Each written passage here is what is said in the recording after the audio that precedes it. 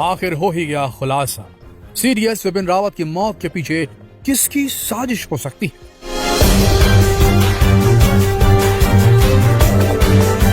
इस वीडियो के अंत तक बने रहिए दोस्तों, ये बेहद महत्वपूर्ण वीडियो है हर भारतीय के लिए, इसे सभी का जानना जरूरी है। सीडीएस विपिन रावत एक ऐसे हेलीकॉप्टर पर सवार थे जिसके अगर दोनों इंजन, सही सुना आपने, एक नहीं दो इंजन थे उस हेलीकॉप्टर में, अगर दोनों इंजन भी फेल हो जाए तब भी वो समय रहते सेफ लैंड कर सकता था। विपिन रावत के हेलीकॉप्टर को उनकी यात्रा से पहले 26 घंटे उड़ाया गया था, जिससे कोई तकनीकी खामी अगर हो तो सामने आ जाए, पर कोई तकनीकी खामी नजर ही नहीं आई। उसके बाद भी हेलीकॉप्टर क्रैश हो जाता है। इस हेलीकॉप्टर को वीवीआईपी मूवमेंट के लिए मॉडिफाई तक किया गया था। इसमें ऐसे ऐसे सुरक्षा उपकरण लगाए गए थे जो किसी भी तकनीकी खराबी के बारे में पहले ही पता लगा लेते थे। फिर भी क्रैश हुआ विपिन रावत जी का हेलीकॉप्टर।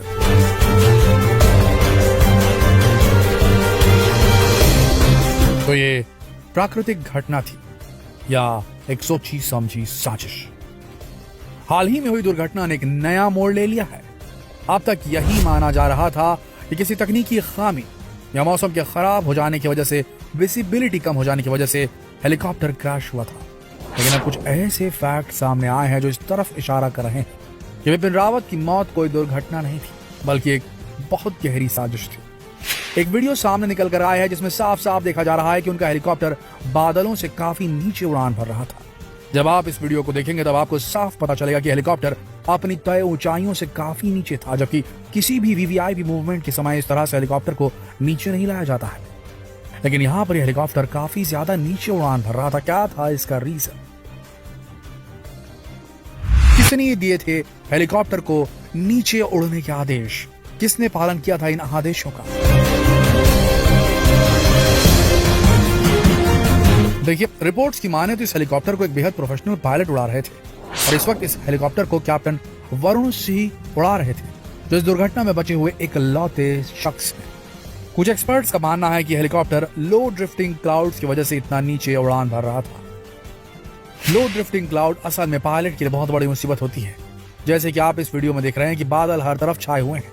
इसकी वजह से पायलट को आगे कुछ नहीं दिखता, उनका एरियल व्यू लगभग 0% रह जाता है। इसी समस्या से जूझने के लिए पायलट अक्सर हेलीकॉप्टर को बादलों के नीचे ले आते हैं, जैसा कि इस घटना में देखा गया। वहां पर मौजूद कुछ प्रत्यक्षदर्शियों का यह कहना है कि उन्होंने हेलीकॉप्टर की आवाज कुछ समय तक सुनी, यहाँ तक कि उन्होंने हेलीकॉप्टर को काफी नीचे भी देखा। लेकिन थोड़ी ही देर बाद इंजन की आवाज बंद हो गई और एक जोरदार धमाका हुआ।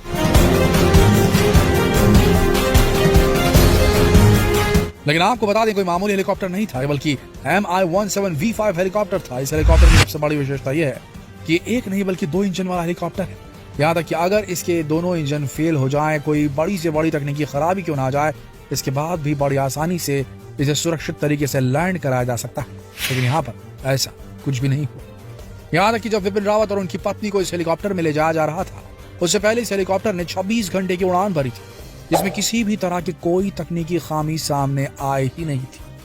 लेकिन हैरानी तब होती है कि ऐसा हेलीकॉप्टर जो बिना इंजन के भी लैंड कर सकता है, यहाँ तक कि उसमें कोई भी तकनीकी खराबी सामने नहीं आई थी, आखिर ये क्रैश हुआ तो हुआ कैसे? देश भर में एविएशन एक्सपर्ट्स के द्वारा अब ये कयास लगाने जा रहे हैं कि कहीं ये किसी साजिश का हिस्सा तो नहीं, क्योंकि विपिन रावत कोई मामूली इंसान तो थे नहीं। वो तीनों सेनाओं के, तीनों भारतीय सेनाओं जल थल नभ के सूत्रधार थे। इसके अलावा आतंकवादी और भारत के दुश्मन देशों के लिए इनकी प्रतिक्रिया हमेशा सख्त रही है, चाहे चीन हो, चाहे पाकिस्तान, चाहे आतंकवादी। कश्मीर घाटी में इन्होंने ऑल आउट ऑपरेशन चलाया था, इसमें आतंकवादियों की इन्होंने छक्के छुड़ा दिए थे। इसके अलावा ये ISI और चीन के खिलाफ खुलकर बोला करते थे। यहाँ तक कि जब गलवान घाटी की घटना हुई थी, उस वक्त भी विपिन रावत ने सख्त रवैया अपनाया था, जिसकी वजह से चीनियों को पीछे भागना पड़ा था। इनकी ऐसी प्रतिक्रिया की वजह से इनके बहुत सारे दुश्मन बन चुके थे। कहा जाता है कि इनके डिसीजंस और इनके बयानात की वजह से कुछ देशों को इनसे डर लगने लगा था। इन सारी बातों से यही अंदेशा लगाया जा रहा है कि शायद विपिन रावत की मौत एक बहुत बड़ी साजिश है। इस पूरे घटनाक्रम में कुछ एक्सपर्ट्स की कुछ थ्योरी सामने आई है। कुछ का यह कहना है कि हेलीकॉप्टर में हुए ब्लास्ट की वजह कोई बम भी हो सकता है। हो सकता है किसी ने विपिन रावत के हेलीकॉप्टर में बम प्लांट किया हो, लेकिन ये सिर्फ एक थ्योरी है और अभी इसकी जांच की जा रही है। जाहिर है जांच के बाद बहुत सारी चीजों के बारे में पता चल जाएगा। दूसरी थ्योरी ये कहती है कि हो सकता है कि इस हेलीकॉप्टर पर लेजर अटैक किया गया, क्योंकि जहां से यह हेलीकॉप्टर गुजर रहा था यह तमिलनाडु के LTT आतंकवादी संगठन का इलाका है। मुमकिन हो सकता है कि उनके हेलीकॉप्टर पर लेजर अटैक किया गया हो। लेकिन आपको बता दें कि ये सारी थ्योरी है, अभी जांच होनी बाकी है। लेकिन इस बात को भी नहीं झुठलाया जा सकता कि इस तरह के लेजर अटैक से कई बार बहुत सारी दुर्घटनाओं को अंजाम दिया गया है।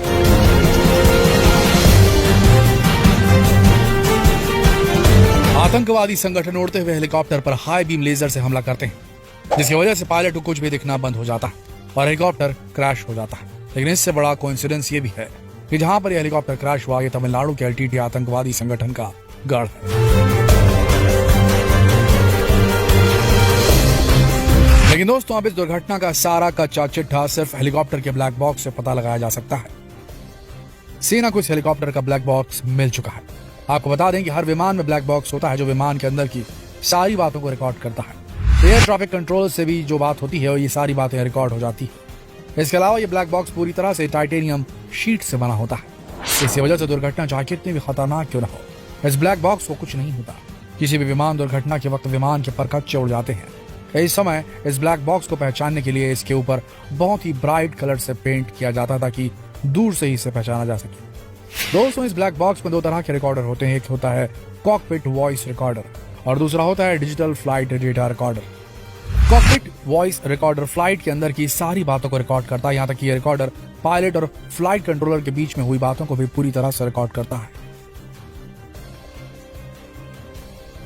फ्लाइट कंट्रोलर से जो भी कमांड दिए जाते हैं इस रिकॉर्डर में ये सारी बातें रिकॉर्ड हो जाती है। इससे यह पता चल जाता है कि दुर्घटना से ठीक पहले कॉकपिट के अंदर की सिचुएशन कैसी थी, कौन सी बातें हो रही थी, पायलट किस तकनीकी खराबी के बारे में बात कर रहा था। ये सारी बातें सामने आ जाती है।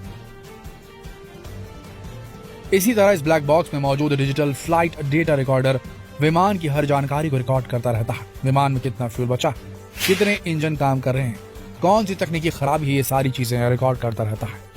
इस रिकॉर्डर की खासियत यह है कि 24 घंटे की फ्लाइट की डेटा को स्टोर करके रखता है। यानी कि अभी जो ब्लैक बॉक्स मिला है उससे ये साफ हो जाएगा कि आखिर विपिन रावत के हेलीकॉप्टर के साथ हुआ क्या था।